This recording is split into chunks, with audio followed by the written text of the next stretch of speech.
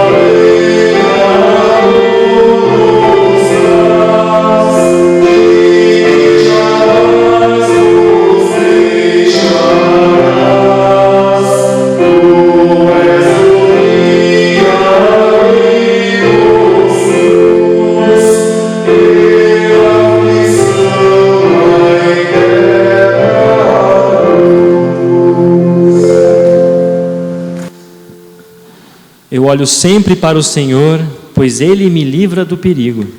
A Deus, o Senhor, pediu uma coisa, e o que eu quero é só isto: que Ele me deixe viver na sua casa todos os dias da minha vida, para sentir maravilhado a sua bondade e pedir a sua orientação. Em tempos difíceis, Ele me esconderá no seu abrigo. Ele me guardará no seu templo e me colocará em segurança no alto de uma rocha. Assim vencerei os inimigos que me cercam. Com gritos de alegria, oferecerei sacrifícios no seu templo. Eu cantarei e louvarei a Deus, o Senhor.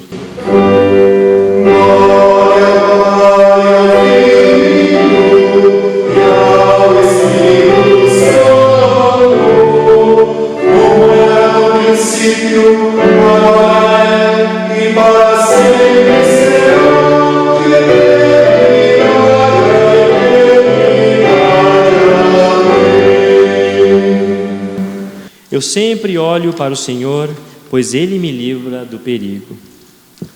Neste momento nós queremos ouvir a leitura bíblica indicada para o dia de hoje. Está registrado no Evangelho de João, capítulo 9, versículos 1 a 41. Evangelho de João, capítulo 9, versículos 1 a 41. Jesus ia caminhando quando viu um homem que tinha nascido cego. Os seus discípulos perguntaram: Mestre, por que este homem nasceu cego? Foi por causa dos pecados dele ou por causa dos pecados dos pais dele? Jesus respondeu: Ele é cego, sim, mas não por causa dos pecados dele, nem por causa dos pecados dos pais dele. É cego para que o poder de Deus se mostre nele. Precisamos trabalhar enquanto é dia para fazer as obras daquele que me enviou, pois está chegando a noite, quando ninguém pode trabalhar. Enquanto estou no mundo, eu sou a luz do mundo. Depois de dizer isso, Jesus cuspiu no chão, fez um pouco de lama com a saliva, passou a lama nos olhos do cego e disse: Vá lavar o rosto no tanque de Siloé. Este nome quer dizer aquele que foi enviado. O cego foi, lavou o rosto e voltou vendo. Seus vizinhos e as pessoas que costumavam vê-lo pedindo esmola perguntavam: Não é este homem que ficava sentado pedindo esmola? É, diziam alguns. Não, não é, mas é parecido com ele, afirmavam outros. Porém, ele dizia: Sou eu mesmo. Como é que agora você pode ver? Perguntaram. Ele respondeu: O homem chamado Jesus fez um pouco de lama, passou a lama nos meus olhos e disse: Vá ao tanque de Siloé e lave o rosto. Então eu fui, lavei o rosto e fiquei vendo. Onde está esse homem? Perguntaram. Não sei, respondeu ele. Então levaram aos fariseus o homem que havia sido cego. O dia em que Jesus havia feito a lama e curado o homem da cegueira era um sábado. Aí os fariseus também perguntaram como ele tinha sido curado. Ele pôs lama nos meus olhos, eu lavei o rosto e agora estou vendo, respondeu o homem. Alguns fariseus disseram: O homem que fez isso não é de Deus, porque não respeita a lei do sábado. E outros perguntaram: Como pode um pecador fazer milagres tão grandes? E por causa disso houve divisão entre eles. Então os fariseus tornaram a perguntar ao homem: Você diz que ele curou você da cegueira. O que é que você diz sobre ele? Ele é um profeta, respondeu o homem. Os líderes judeus não acreditavam que ele tinha sido cego e que agora podia ver. Por isso chamaram os pais dele e perguntaram: Este homem é filho de vocês? Vocês dizem que ele nasceu cego. E como é que agora ele está vendo? Os pais responderam: Sabemos que ele é nosso filho e que nasceu cego, mas não sabemos como é que ele agora pode ver e não sabemos também quem foi que o curou. Ele é maior de idade, perguntem e ele mesmo poderá explicar. Os pais disseram isso porque estavam com medo, pois os líderes judeus tinham combinado expulsar da sinagoga quem afirmasse que Jesus era o Messias. Foi por isso que os pais disseram: Ele é maior de idade, pergunte a ele. Então os líderes judeus chamaram pela segunda vez o homem que tinha sido cego e disseram: Jure por Deus que você vai dizer a verdade. Nós sabemos que esse homem é pecador. Ele respondeu: Se ele é pecador, eu não sei. De uma coisa eu sei: eu era cego e agora eu vejo. O que foi que ele fez a você? Como curou você da cegueira? Tornaram a perguntar. O homem respondeu: Eu já disse e vocês não acreditaram. Por que querem ouvir isso outra vez? Por acaso vocês também querem ser seguidores dele? Então eles o xingaram e disseram: Você que é seguidor dele, Nós somos seguidores de Moisés. Sabemos que Deus falou com Moisés, mas este homem nós nem mesmo sabemos de onde ele é. Ele respondeu: que coisa esquisita! Vocês não sabem de onde ele é, mas ele me curou. Sabemos que Deus não atende pecadores, mas ele atende os que respeitam e fazem a sua vontade. Desde que o mundo existe, nunca se ouviu dizer que alguém tivesse curado um cego de nascença. Se esse homem não fosse enviado por Deus, não teria podido fazer nada. Eles disseram: você nasceu cheio de pecado e você quer nos ensinar? E o expulsaram da sinagoga. Jesus ficou sabendo que tinha expulsado o homem da sinagoga. Foi procurá-lo e, quando o encontrou, perguntou: você crê no Filho do Homem? Ele respondeu: Senhor, quem é o Filho do Homem para que eu creia nele? Jesus disse: você já ouviu, é ele que está falando com você. Eu creio, Senhor, disse o homem, e se ajoelhou diante dele. Então Jesus afirmou: eu vim a este mundo para julgar as pessoas, a fim de que os cegos vejam e que fiquem cegos os que veem. Alguns fariseus que estavam com ele ouviram isso e perguntaram: será que isso quer dizer que nós também somos cegos? Se vocês fossem cegos, não teriam culpa, respondeu Jesus. Mas como dizem que podem ver, então continuam tendo culpa. Até aqui a leitura do Santo Evangelho. Ó Senhor, tem compaixão de nós. Graças te damos, Senhor. Quero convidá-los para cantarmos os nossos hinários o hino 438. É Deus o nosso auxílio. Hino 438.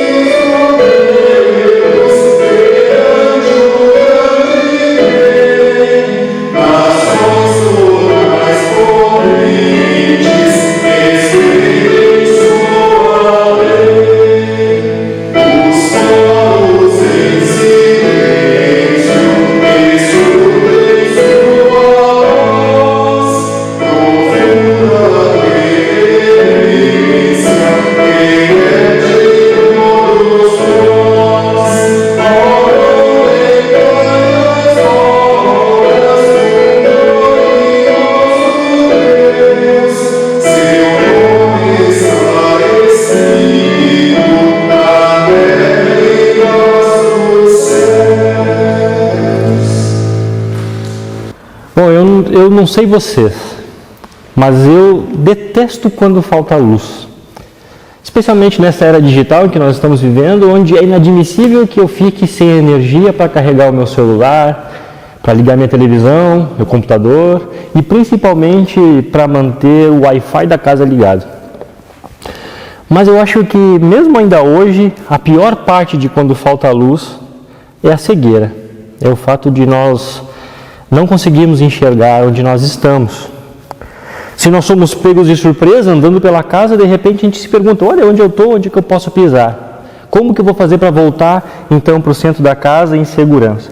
Era um desastre quando eu era criança, por exemplo, e eu queria ir ao banheiro e no meio do caminho faltava luz. Lá no interior a casa era mais longa e eu ficava, puxa vida, e agora como eu volto para a segurança da minha família? Em Porto Alegre, quando falta luz, se falta luz, rapidamente ela é restabelecida. Mas em Pedro Osório, a metrópole de onde eu vim, se faltasse luz, lá se iam horas e mais horas na escuridão. Eu sei que não tem como comparar, mas o texto do Evangelho de hoje, ele nos fala a respeito de alguém que vivia numa situação assim desde que nasceu, um cego de nascença. Como eu disse, não dá para comparar um problema temporário e simples como a falta de luz com uma doença como a cegueira. Mas talvez seja o único momento em que nós podemos passar brevemente, de maneira muito pequena, perto do sentimento do que aquele homem do Evangelho sentia todo dia.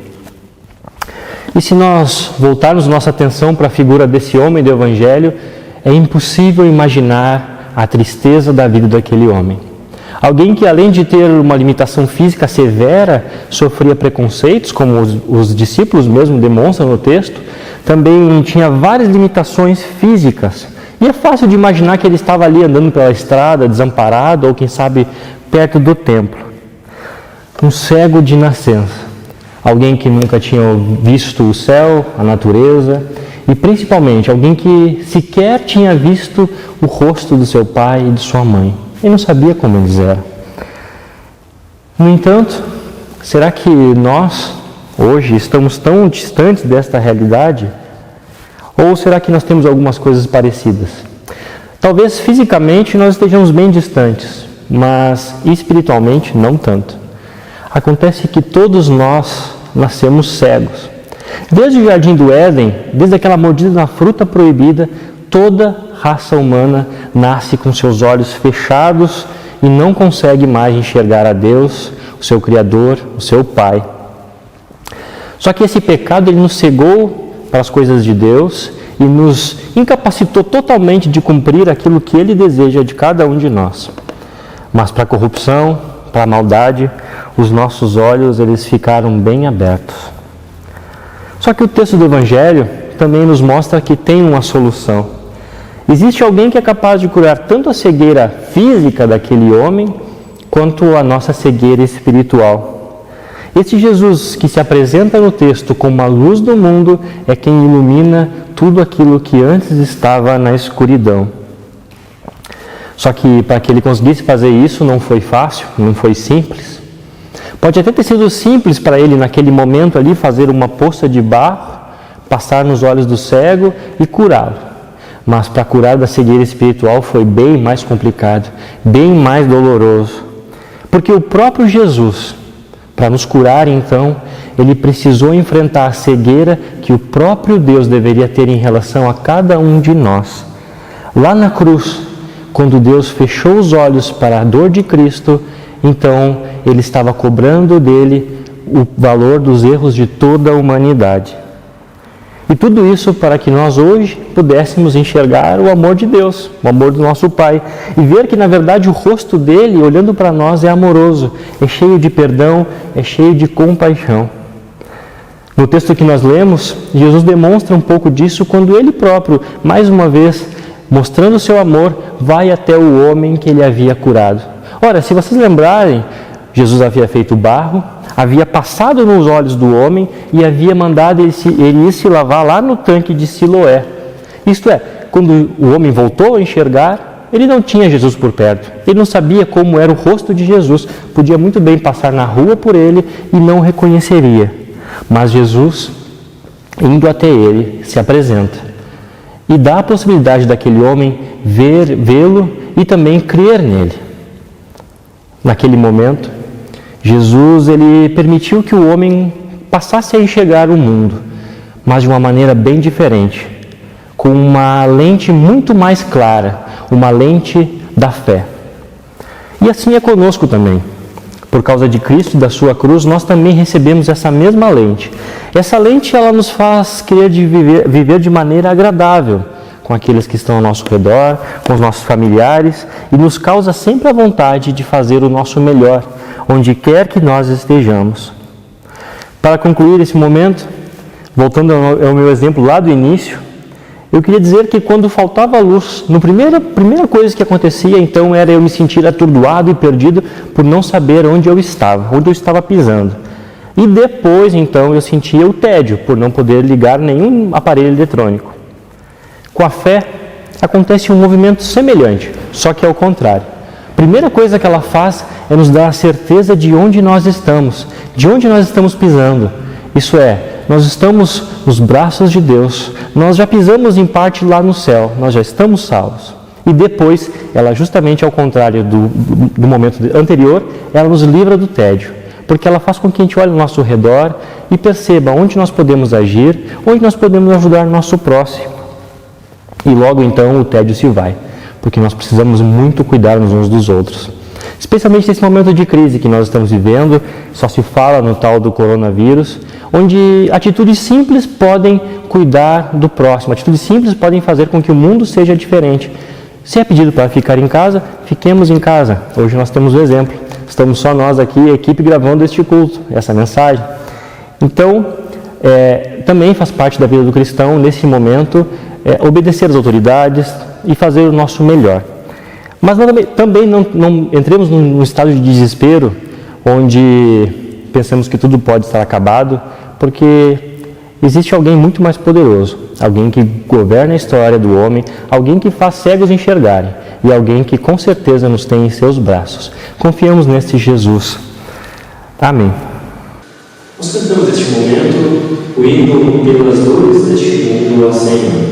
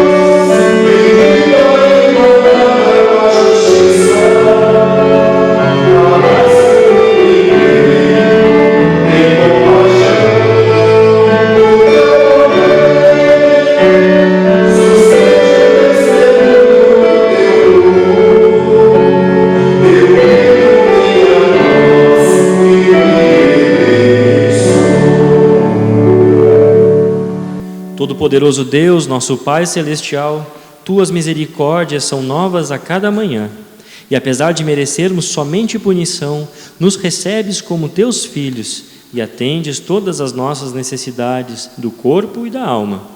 Concede que reconheçamos de coração a Tua bondade misericordiosa, dando graças por todos os Teus benefícios e servindo-Te de boa vontade. Por Jesus Cristo, Teu Filho, nosso Senhor, que vive e reina contigo, Espírito Santo, um só Deus, agora e sempre. Amém. Senhor, tem piedade de nós. Cristo, tem piedade de nós. Senhor, tem piedade de nós.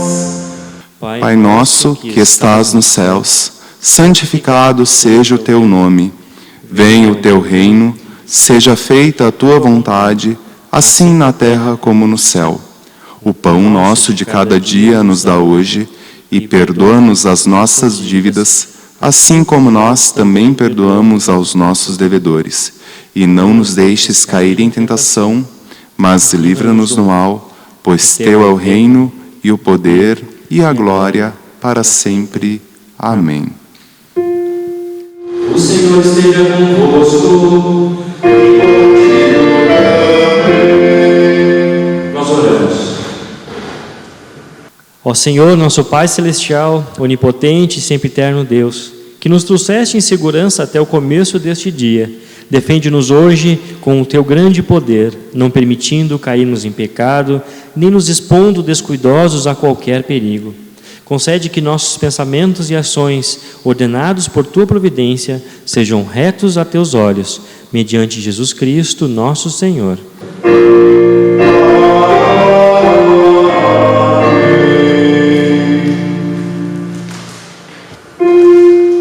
Bendigamos ao Senhor, demos graças a Deus.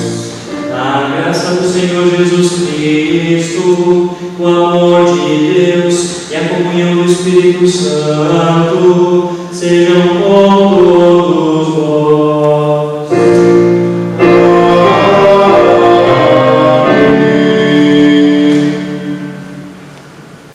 Para encerrar este momento, nós cantamos o hino 508 dos nossos hinários, Deus vos guarde pelo seu poder, desejando a todos já um excelente dia e uma abençoada semana.